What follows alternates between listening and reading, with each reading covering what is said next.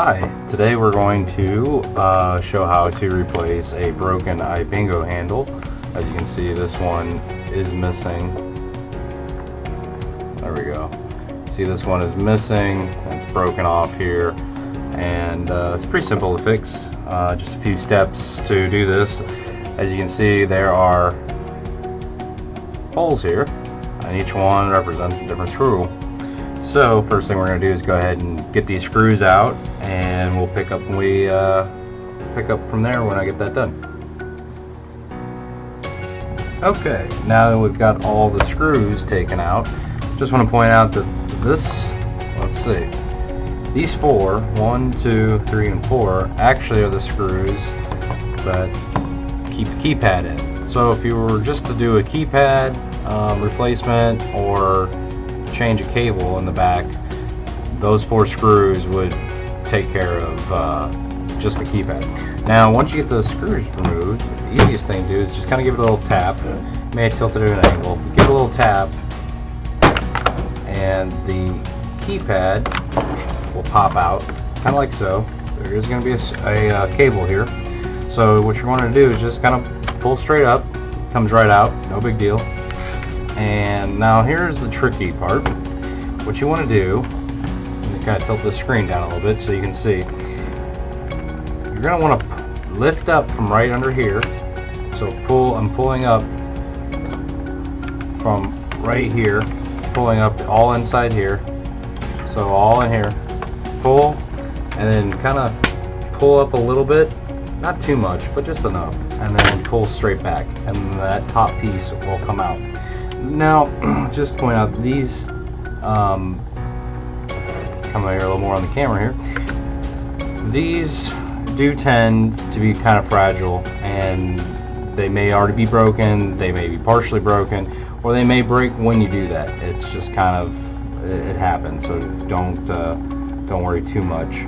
Luckily the keypad does help hold this top piece plastic in place. So now that this is out of the way, we can set that to the side. Now, what we're actually going to need to do, I can tilt here, and you can see right here is a nut, a spring, and there's a screw. This is actually what holds the handle in place. Now there's one on each side, one here and one here. So we're going to take those screws off, and the easiest way I've found is you're going to need a pair of needle nose pliers. They do not need to be bent like these ones, but these do help. And just holding that, take the screwdriver, and just go ahead and undo that, and just like that,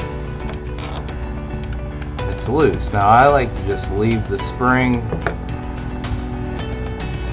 so there's the broken piece and the old screw. Now sometimes these are really bent and just in bad shape. If that's the case, throw it away.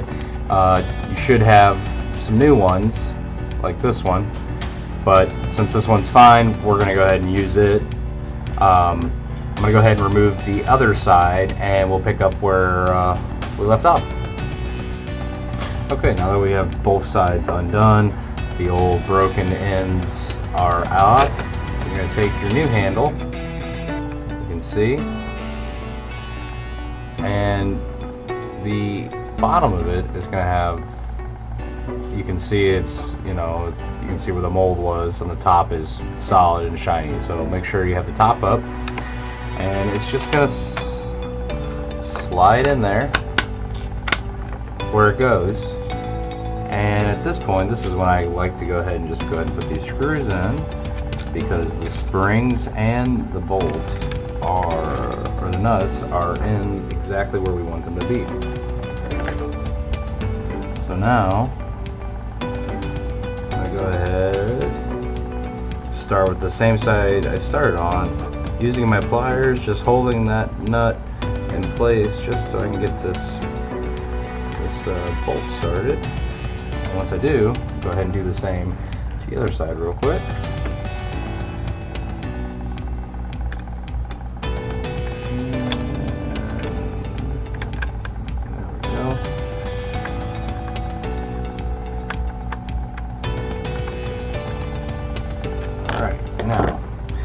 needs just a little more tightening, but you can see at least the screws are holding in place, and we now have a new handle.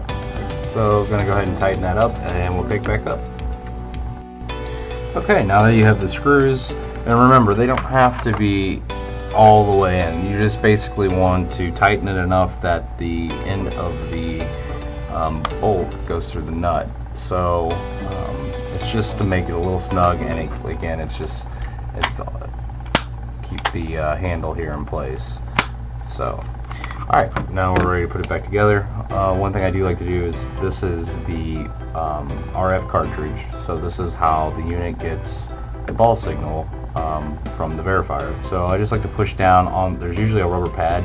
Sometimes they're kind of bent down just from being tossed around or whatever. So just push that and it kind of flattens it back out. Also make sure it's seated properly.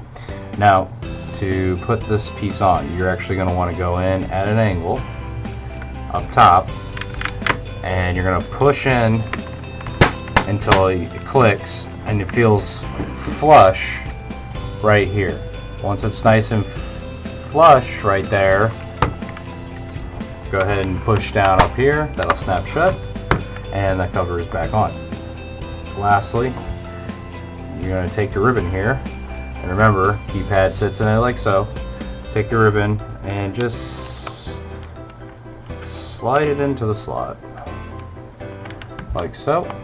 You're going to take this here and kind of tuck it down underneath the plastic, and it'll feed in there and then push down, and then it's back in.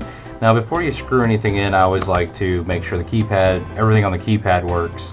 So you just tilt the screen a little bit, so you just kind of go through the buttons here and make sure everything's good to go.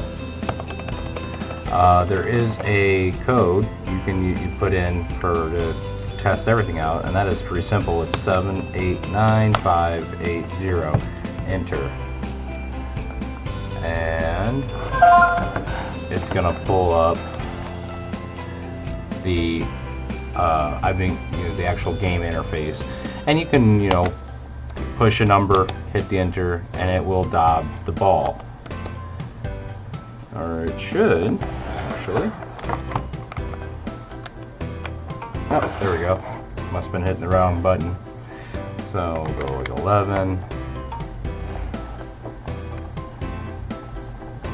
14, 5, and 10. So if you wanted to make sure the speaker works, you could. Now to get out of this screen, hit the red button. Or I'm sorry, the green button, then the red button.